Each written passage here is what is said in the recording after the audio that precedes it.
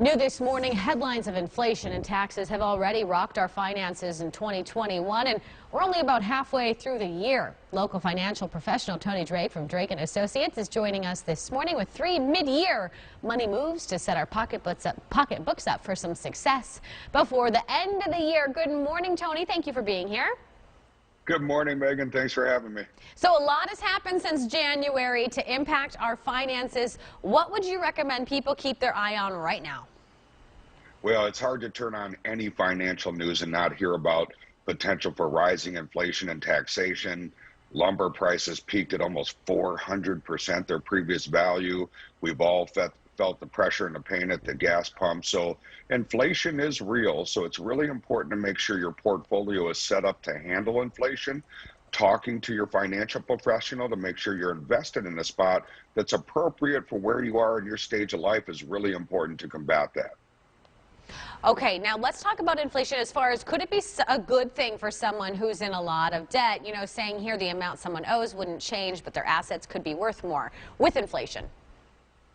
Well, it depends on what happens with the stock market. Sometimes we can have a cyclical response. So if the stock market's a little bit worried about inflation, we'll tend to see a pullback. But if we continue to see this run up in the market, that increase in gains in your portfolios could be a great way to pay off that debt. That debt is something we want to get out of, especially that double-digit credit card debt. That's not what we call good debt. You want to eliminate that, get that out of the budget if possible. All right, and when it comes to inflation, who gets hurt more by it? Is it people who are wealthy or people who don't have as much money? It's generally those that don't have as much money. If you think about inflation, if a gallon of milk costs $3 and let's say 10, 20 years down the road it costs $6, but you've only accounted for that $3 in your budget, you can't buy as much milk as you used to. So now apply that to everything you purchase in your life, especially if you're retired and on a fixed income. Suddenly you may not be able to live the life that you had dreamed of. So really important that inflation is a part of your retirement plan. Okay. All right. Now, why is it important to review our finances halfway through the year, and where do you even start? Always want to start with the budget. It's never very fun. I have lots of families that come into the office looking for help, and we bring up the evil B word, and they say, oh, I don't really operate on a budget, but that's really where you want to start. Has your budget changed this year? Are you spending more than you planned? Maybe you're spending less and you can increase your savings and money into your investments and retirement accounts. So the budget is really always the first place we want to start when we take a review of our finances. All right, Tony. So we got to also switch gears here because we heard that you got to watch the Bucks win the championship inside Fiserv Forum. You got to tell us what that was like.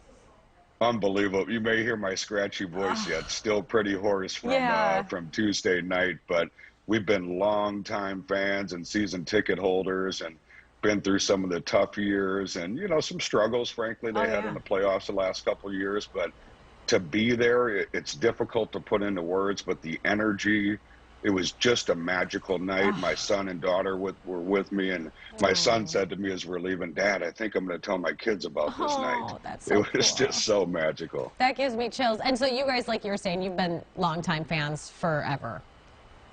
Yeah, long time fans. I remember my dad taking me some games when I was a little boy, and then, you know, of course, all those years at the Bradley Center where maybe there was 3,000 or 4,000 people, certainly not the excitement that we have now. And man, it's hard not to, you look at Giannis's story and it's just hard to not be motivated by that. A kid that, you know, Nigerian kid that came from Greece selling trinkets and sharing shoes. I mean, it's a true American underdog story, and you just can't help but root for the guy. And boy, 50 points on Tuesday.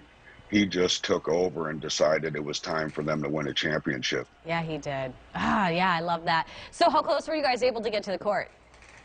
We actually, I don't think we were supposed to, but we actually ended up on the court during the celebration afterwards. And it was just a mass of people, and you were getting close to the players, and we saw the trophy, and it just sends chills up my spine even talking about it this morning.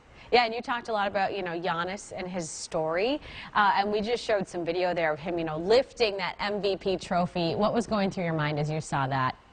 Did you get to see that Unbelievable. moment in person? Yeah, that part was so incredible. What was really neat to me, though, is our previous tickets were in the players' family section, so we sat close to his mother and his then girlfriend Mariah before they had the baby, and I saw him run over to his mother right after the time expired, and just this incredible embrace. He's talked a lot about her sacrifices and his father's and how hard they worked for all the boys, and then he put a shirt over his head and was crying. And for me, I teared up just to see that emotion and to just understand what that journey was for him to get to that point. It's just incredible. Yeah, and then to see those people around him too. Okay, I want more time to talk to you.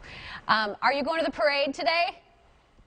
My son is going to the parade. I have to get back to work a little bit, so I am not going to make the parade. But my son and a couple of his buddies are going down, so I'm pretty bummed I'm going to miss that. Yeah. But it looks like it's just going to be another great day. Hopefully that rain holds off. I know. Well, don't worry. We got you covered here at CBS 58, so you can always tune in here too. So, Tony, it's always good to talk to you. Thanks so much for sharing both the financial stuff and then the Buck stuff too. We appreciate it.